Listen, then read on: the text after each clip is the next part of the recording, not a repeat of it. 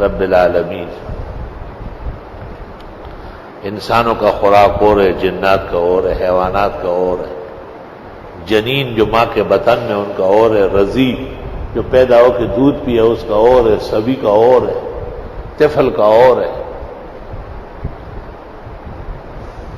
ہر ایک کو اپنی شان کے مطابق خیر الرازقین رزق پہنچاتا ہے. والذین هاجروا فی سبیل اللہ ثم قتلوا او ماتوا لیرزقنہم اللہ رزقا حسنا وهو خیر الرازقین. بہترین روزی رسا ہے، بہترین روزی رسا ہے. کہتے موسیٰ علیہ السلام ایک دفعہ اچانک شوق ہوا کہ اللہ تعالیٰ سے جا کے باتیں کرتا ہو. کوئی طور روانہ ہو گئے. حضرت موسیٰ کے کلام مع اللہ کا وقت آتا تو وہ کوئی طور جاتے، وہاں سے اللہ کی آواز آتی تھی اور تو کلام شروع ہو جاتا تھا. تو موسیٰ علیہ السلام کو راستے میں خیال آیا کہ یار گھر میں آٹا کھانے کا سامان بال بچوں کے لیے ہوگا یا نہیں، کیونکہ انبیاء امت پر رحیم کریم ہے تو اپنی اولاد کے حق میں تو یقینی بات ہے.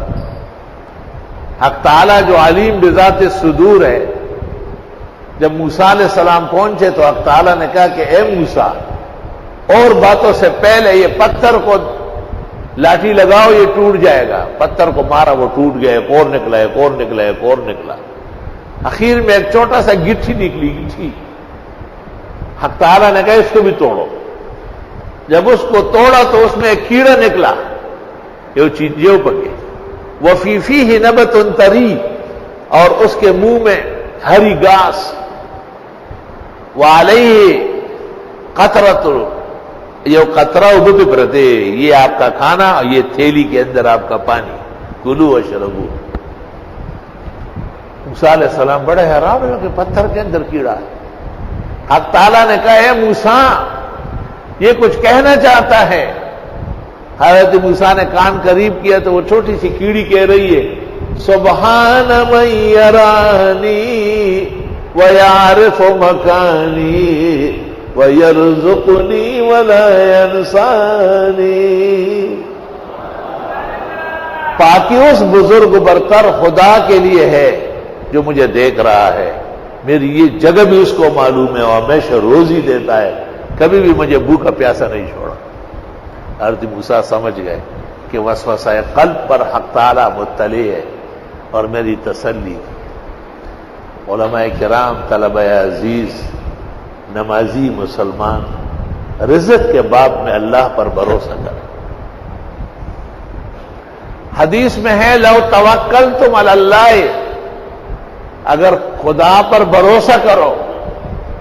دیکھتے نہیں ہو پرندے کو، تغدو خماسا وتروح بطانا، صبح جب نکلتا ہے تو اس کا پوٹا خالی ہوتا ہے، ججورے خالی. شام کو جب آتا ہے ججورے جیسے کگشوی دانوں نے ڈکئی. رزق کے معاملے میں خدا تعالیٰ کو پہچاننا بہت ضروری ہے. کبھی بھی اللہ کے ساتھ اسباب کا معاملہ نہ کریں. مسبب وہ خود ہے، کہاں اسباب بھی آپ پیدا کریں. میں نہیں کر سکتا، اور پھر جم کے رہو، ادھر ادھر نہ ہو. تو ایک آدمی نے دعا کی نا کہ یا اللہ 10 روپے ہو تو لوں گا.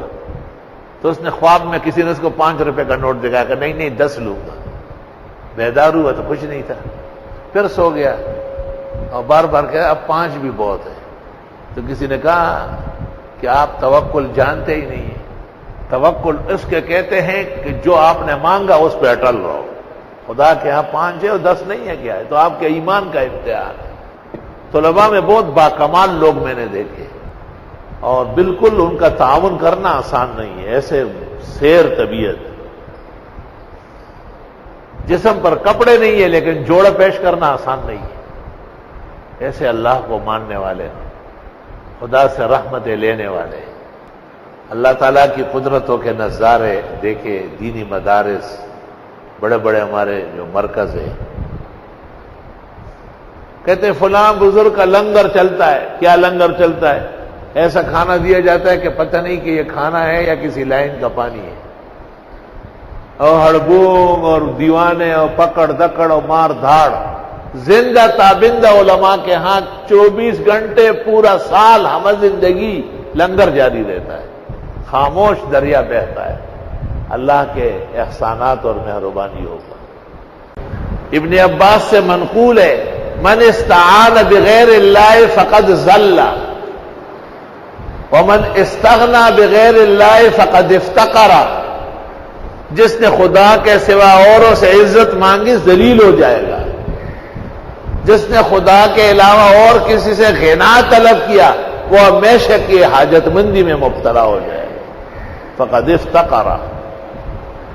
دیکھیے تفسیر روح المعانی، جب تم ایک اللہ کو مانو گے تو ہر چیز آئے گی، جب تم اس کے تلاش میں نکلو گے ہر چیز رہ جائے گی۔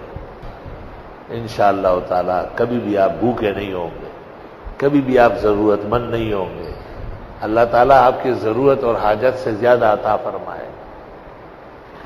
کچھ امتحانات ہوتے ہیں وہ گزارنے پڑیں، بغیر امتحانات کے تو کام نہیں بنتا۔